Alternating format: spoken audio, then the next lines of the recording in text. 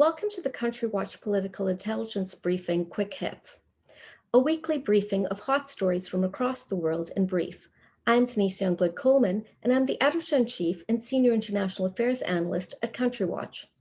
This week in my political intelligence briefing, New Zealand is the featured country. Prime Minister Jacinda Ardern has led her left-leaning Labour Party to a historic landslide re-election victory amid the coronavirus pandemic. Although Ardern came to power narrowly in the previous elections, as of 2020, the Prime Minister has had high approval ratings, indicating an apparent glide path to re-election victory. That expectation came to pass. Not surprisingly, Ardern and the Labour Party won the most votes. What was surprising was the degree of that re-election victory. Ardern had led her left-leaning Labour Party to its best showing in 50 years.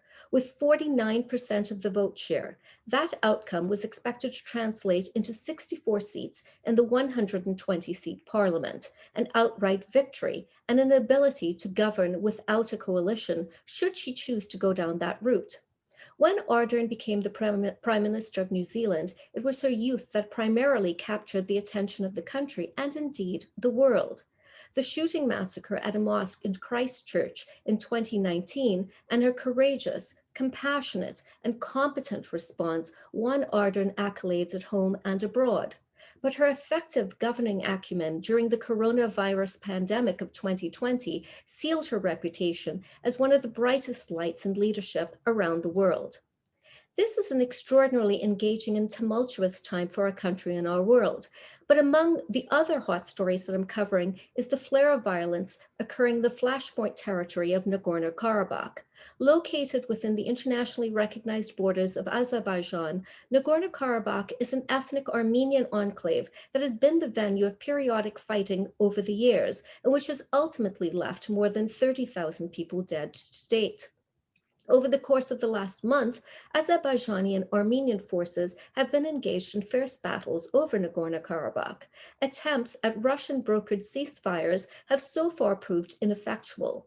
In fact, Azerbaijan accused Armenia of perpetrating a war crime in the aftermath of a missile attack on the second city of Ganja that left 13 civilians, including children, dead. There were also conflicting reports about Azerbaijan downing Armenian aircraft over the region of Jabrayil on the border of Nagorno-Karabakh. Azerbaijan, meanwhile, was making territorial strides and taking control of an area between itself and Nagorno-Karabakh. This is an area that has been under the auspices of Armenian control since 1994, and which Armenia regards as a buffer zone, although it is legally the territory of Azerbaijan under international law. The conflict in the last quarter of a century has been, at least in part, about control of this area as much as it has been about Nagorno-Karabakh proper. Other stories I'm covering include the presidential election in the Central Asian country of Tajikistan, where long-serving autocrat President Emomali Rahmon won re-election with 90% of the vote share. That's the kind of landslide victory one does not expect to see in the West, where competitive elections occur. Across the world, a rerun election took place in Bolivia, where socialist candidate Luce Arce, a stalwart of the ousted former socialist president Evo Morales, won a decisive victory in the presidential contest. Arce won the election outright, avoiding a second round, essentially offering vindication for the Movement to Socialism Party and for Morales, who was accused of election fraud when he won the 2019 election and was compelled to resign from power. I'm also looking at the nomination battle to seat Amy Coney Barrett to replace United States Supreme Court Justice Ruth Bader Ginsburg and the implications for the 2020 election in the United States.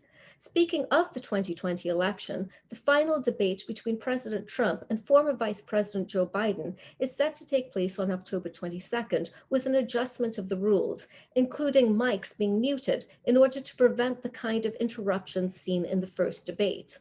Finally, I'm of course covering the presidential election here in the United States. There are 2 weeks to go until Election Day, and voting is already underway. Anything can happen, and yes, President Trump can still win re-election. But at Country Watch, we like to deal with data and facts and polls. And the polls do show that Joe Biden has the polling advantage against Donald Trump. At the national level, Biden is ahead of Trump by 8.9 points nationally, 51.3 to 42.4 in the Real Clear Politics average. It should be noted that this result indicates a contraction of the spread from a week earlier. This drift appears to be due to Trump consolidating his base and drawing more support from it. Biden's numbers around the 51% mark remain stable. At the Electoral College level, there are two battleground states where Trump is ahead, Texas and Ohio. But when Texas is on the list of good news for Trump, then you know that the advantage is with Biden, who is leading not just in the must-win Rust Belt, but showing small but consistent leads in states like Arizona and North Carolina that should normally be easy wins for a Republican.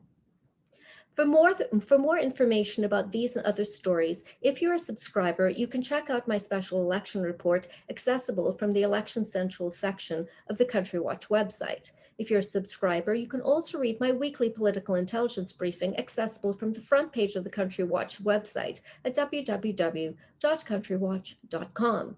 Even if you're not a subscriber, there's a lot of open source material there to check out, including the detailed coronavirus report. Thank you for your time. Have a great day. And remember that we live in an increasingly interconnected world.